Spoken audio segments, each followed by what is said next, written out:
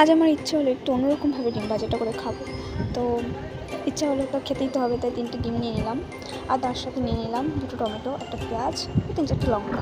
তারপর লঙ্কা, পেঁয়াজ, টমেটো সব কুচি কুচি করে কেটে নিলাম। তো এখন ডিমগুলো ফাটিয়ে নেব।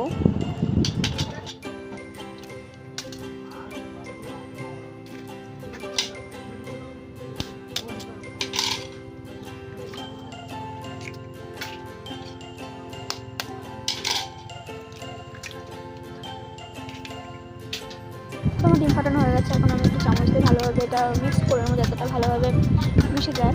তারপরে এর মধ্যে আমি একে একে টমেটো কুচি, পেঁয়াজ কুচি, লঙ্কা কুচি সব দিয়ে দেবো।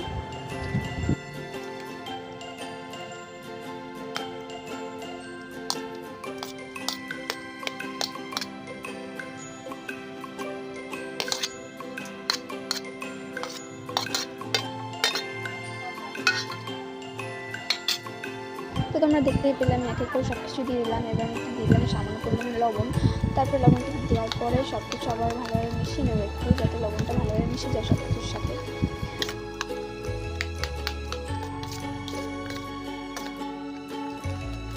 তো এবার দিয়ে দেবো একটু সামান্য পরিমাণ একটু হলুদ, যাতে একটু কালারটা একটু সুন্দর আসে। তো তোমরা দেখতেই পাচ্ছ একটু কালারটা অন্যরকম চেঞ্জ হয়ে গেছে। তো এটা আমার হয়ে গেছে রেডি। এটা তো আমি এখন কড়াইতে সামান্য পরিমাণে তেল দিয়ে দেবো।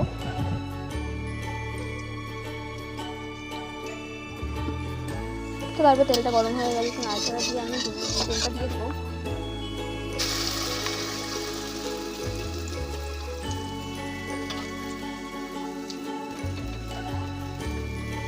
তো তারপর আমার ডিমটাকে ভালো মতো নাড়িয়ে নিতে হবে।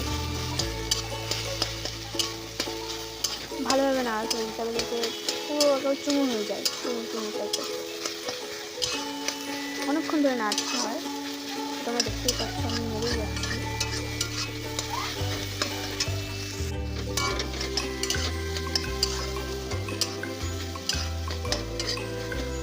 তো প্রায় আমার নাড়াচাড়া লাস্ট একবার শেষের পর্যায়ে চলে এসছে। তো আমাদের ডিমের চুমু রেডি। তো আমি এখন খেয়ে টেস্ট করে দেখবো কেমন হয়েছে।